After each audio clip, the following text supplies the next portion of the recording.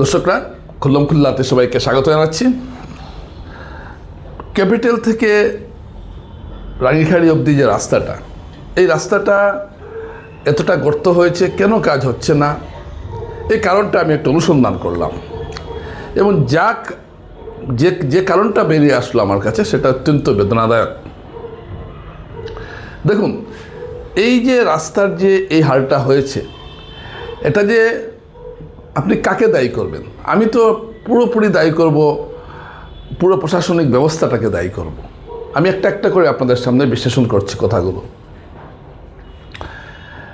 এই রাস্তার যখন প্রথম কাজ শুরু হয় গতবার পুজোর আগে, যখন বৃষ্টি পড়ছিল, তখন রাস্তার পিচ ফেলা হয়েছিল, যাতে তড়িঘড়ি করে কাজটা হয়েছিল। কারণ এমন অবস্থা হয়েছিল গতবার পুজোর আগে, এক মাস আগে, যে রাস্তা দিয়ে চলাফেরাই মুশকিল হয়ে পড়ছিল। তাই তখন রাস্তার কাজ শুরু হয় তড়িঘড়ি করে, এবং রাস্তায় বৃষ্টির মধ্যেই পিচ ফেলা হয়, এটা আমার মনে আছে। যার ফলে অনেকটা জায়গায় ভাঙন ধরে, সেটা একটা ঘটনা। 2 নম্বর, রাস্তার পাইপলাইন নিয়ে সমস্যা হয়েছে। রাস্তা করার পর পাইপলাইন নষ্ট হয়ে যায়, পাইপলাইন ঠিক করতে হয়। এক জায়গায় ঠিক করলে একটু পরে আবার নষ্ট হয়ে যায়, আবার ঠিক করতে হয়। এইভাবে করতে করতে রাস্তাটা পুরো ধ্বংস হয়ে গেছে।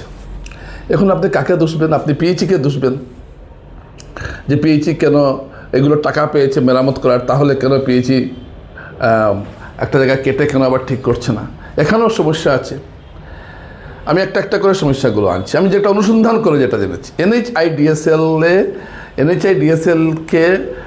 ডিএসএলকে বলা অনেকবার চিঠি লিখেছে এবং অনেকগুলো কথা হয়েছে। আমি প্রথমে ঠিকাদারকে দায়ী করতাম, আমি দায়ী করতাম এনএইচআইডিসিএলকে, আমি পিএইচিকেও দায়ী করেছি। কিন্তু যখন ভেতরে গিয়ে ঢুকলাম, তখন দেখলাম এই যে কাজটা, রাস্তাটা নষ্ট হচ্ছে, এর জন্য প্রত্যেকেই দায়ী।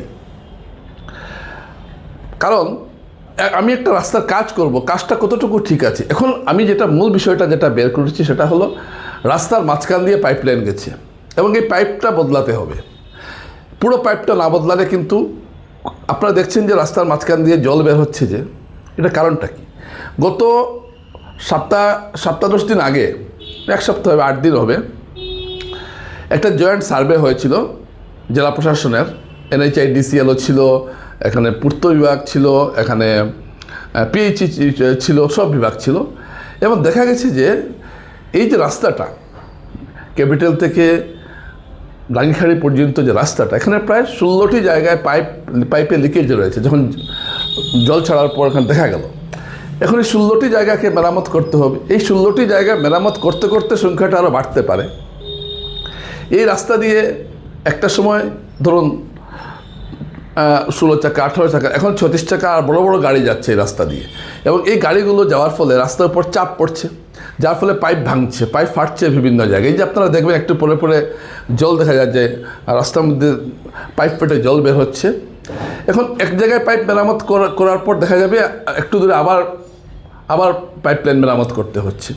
এখন এই করতে করতে রাস্তা শেষ হয়ে যাচ্ছে। এখন এই রাস্তা বাঁচাতে গেলে, ক্যাপিটাল থেকে রাঙ্গিখাড়ি পর্যন্ত রাস্তাকে বাঁচাতে গেলে পাইপলাইনটা পুরো বদলাতে হবে। পাইপলাইন বদলানো নিয়েও একটা সমস্যা রয়েছে। এখানে ফ্লাইওভার হওয়ার কথা, ফ্লাইওভারের কাজ ইতিমধ্যে গৌতম কনস্ট্রাকশন পেয়ে গেছে। ফ্লাইওভারের কাজ শুরু হতে পারে। আমি বলছি ফ্লাইওভার হয়ে যাবে, আমি বলছি না। অনেক কিছু আমাদের এখানে শুরু হয় আর হয় না। তো যদি সেটা শুরু হয়, তাহলে ফ্লাইওভারের কাজ যদি শুরু হয়, তাহলে রাস্তার কাজ হবে কিনা এটা নিয়ে একটা সন্দেহ দেখা দিয়েছে। কারণ তখন আবার ধরুন মাঝখানের পাইপলাইন বদলানো হলো, তারপর ফ্লাইওভারের জন্য খুঁটি বসাতে হবে, আবার পাইপলাইনের পর খুঁটি লাগবে।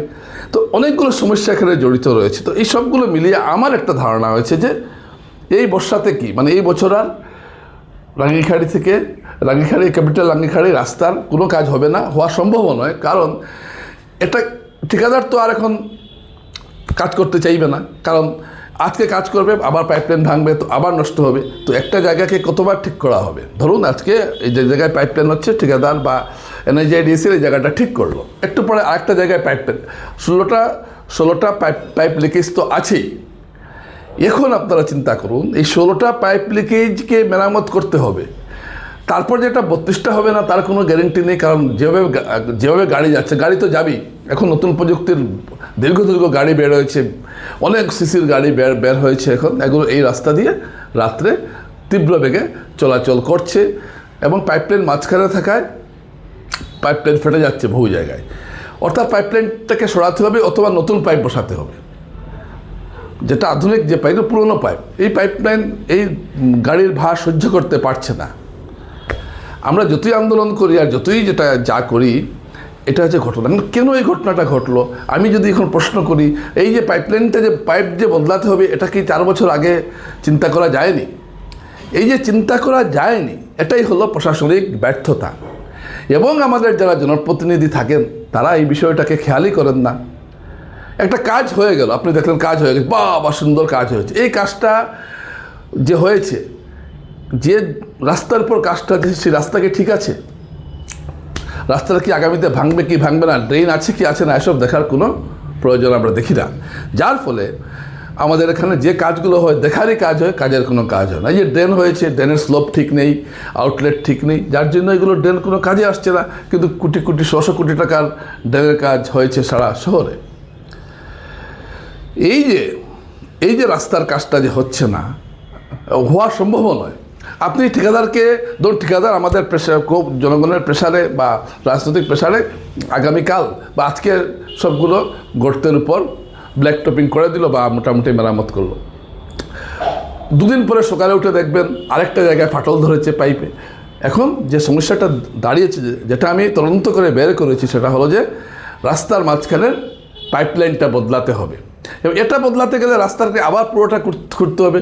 বদলানো হলো, তারপর ফ্লাইওভার রয়েছে, ফ্লাইওভারের জন্য আবার খুঁটি পুঁততে হবে এবং তখন আবার পাইপলাইন হয়তো সরানো হতে পারে। এরকম একটা জটিল পরিস্থিতিতে রয়েছে রাঙ্গিখাড়ি থেকে ক্যাপিটাল রাস্তা। এখন ঠিকাদার হাত দেবে কেন? ঠিকাদারকে এখন বারে কি ঠিকাদারকে কি ধরুন, ঠিকাদার একটা জায়গা ঠিক করলো, এই আবার হলো, তো বারে তো ঠিকাদার কাজ করবে না। ঠিকাদার জানিয়ে দিয়েছে সে আর কাজ করবে না। এখন আপনি তো আর জোর করে কাউকে কিছু করাতে পারবেন না। NHIDCL কর্তৃপক্ষ বলছে আমরা যে কাজ করব, আমাদের পাইপলাইন পূর্ত বিভাগ একই কথা বলছে, যার জন্য আপনারা দেখবেন যে পাইপলাইনের কাজ কিছু হচ্ছে। হয়তো একটা ব্যবস্থা করা হবে, হয়তো পুজোর আগে বা এই বর্ষাতে যাতে মানুষের হাঁটাচলা করতে পারেন তার একটা ব্যবস্থা হয়তো হবে। কিন্তু পার্মানেন্ট সলিউশন যেটাকে বলে, স্থায়ী সমাধান কিন্তু হওয়ার আমি কোনো সম্ভাবনা দেখছি না এখন যে পরিস্থিতি দাঁড়িয়েছে। আজকে বিভাগীয় জয়েন্ট সার্ভে হচ্ছে, বিভাগীয় তালমিল হচ্ছে, সব হচ্ছে, এইগুলো কেন আগে করানো হলো না? এটা তো জেলা শাসকের দায়িত্ব, সব বিভাগকে নিয়ে এক জায়গায় বসে সবার মতামত নেওয়া, তারপর কাজ শুরু করা।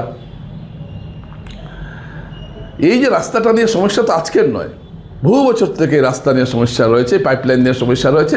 আগে পাইপলাইনটা ছিল একদম প্রথমে, আজ 20 বছর আগে পাইপলাইনটা ছিল রাস্তার সাইডে পাশে।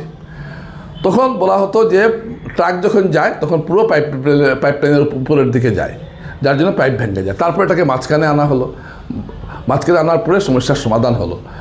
কিন্তু ততদিনে পাইপগুলো পুরনো হয়ে গেছে, এখন নতুন পাইপ লাগাতে হবে। কারণ এখন যে নতুন গাড়িগুলো বেরিয়েছে, বিশাল বিশাল সব গাড়ি, প্রায় 100 মিটার, প্রায় অনেক বড় বড় গাড়ি এখন যাচ্ছে। এই গাড়িগুলোর ওজন এইগুলো পাইপ সহ্য করতে পারছে না। আর আপনি জানেন যে রাস্তার সবচেয়ে বড় শত্রু হলো জল। যখনই জল থাকবে রাস্তা ভেঙে যাবে। পাইপলাইনে জল বের হচ্ছে, আবার এই জল আমরা খাচ্ছিও, এটাও তো ঘটনা। তো বিষয়টা খুব জটিল। এখন একটা সমাধান আছে, যেটাকে পেয়েছি, এটা পাইপলাইনটা পুরো বদলাতে হবে। পাইপলাইন বদলানোর ক্ষেত্রে বা ফ্লাইওভারের সমস্যা আসছে। তাই আমি যেটা ধারণা করছি যে এই সমস্ত বিষয়টা নিয়ে একটু আলোচনা হোক, নাগরিক সভা হোক, মত বিনিময় করা হোক এবং জনগণের কাছে বিষয়টা প্রশাসনের তরফ থেকে খোলসা করে বলা হোক। এই যে আমি কথাটা জেনেছি, অনেক পরিশ্রম করে জেনেছি, এই কথাটা তো সরকারের পক্ষ থেকে বা আমাদের বিধায়ক যারা আছেন তারা এটা বলতে পারেন মানুষকে, না এই সমস্যা দাঁড়িয়েছে। তখন জনগণও বুঝবেন যে এটা কী সমস্যা দাঁড়িয়েছে। একটার পর একটা সমস্যা শেষ নেই। এখানে আমি আপনাদেরকে বললাম, একটা পাইপলাইন বদলানোটা অত্যন্ত জরুরি, কিন্তু পাইপলাইন বদলাতে গেলে ফ্লাইওভারের প্রসঙ্গ আসছে।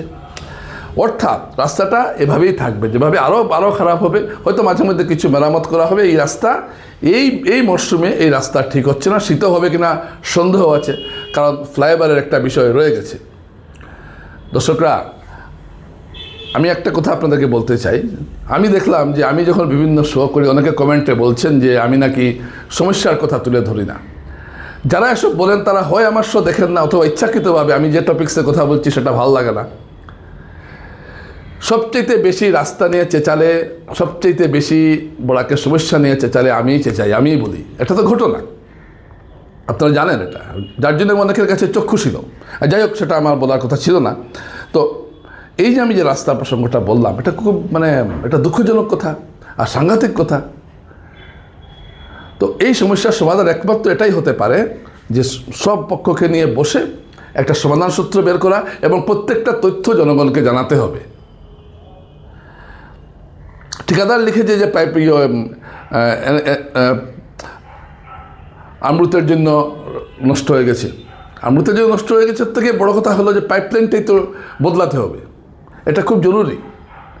তাই সমস্ত বিষয়টা অনুধাবন করে উচিত এবং এ বিষয়ে শিলচরের বিধায়কের হস্তক্ষেপ করা উচিত। এবং এটা হস্তক্ষেপের কী রেজাল্ট হয়েছে, কী হয়েছে সমস্যাটা, এটা জনসমক্ষে প্রচার করা উচিত। এই যে আমি যা বললাম, এটা বলা উচিত ছিল সরকারের পক্ষ থেকে, বলা উচিত ছিল বিভাগের পক্ষ থেকে, এবং আরও অনেক জটিল সমস্যা হয়তো আগামীতে দাঁড়াবে। তাই এটা খুব দুঃখজনক ব্যাপার যে দেখুন এই রাস্তাটা এই মৌসুমে শেষ হওয়ার কোনো সম্ভাবনা অন্তত পক্ষে তো দেখা যাচ্ছে না। 16টি যে লিকেজ হয়েছে, এটা কবে মেরামত হবে এটারও কোনো ঠিক ঠিকানা নেই। যাই হোক, আরও হয়তো বাড়বে। সব মিলিয়ে আমরা একটা অস্বস্তিকর পরিবেশের মধ্যে আছি শিলচরের মানুষ, এবং এটা আরও ত্বরান্বিত হবে এবং এটা একমাত্র সমাধান হবে সব বিভাগের মধ্যে যোগসাজশ তালমেলের মাধ্যমে। নমস্কার।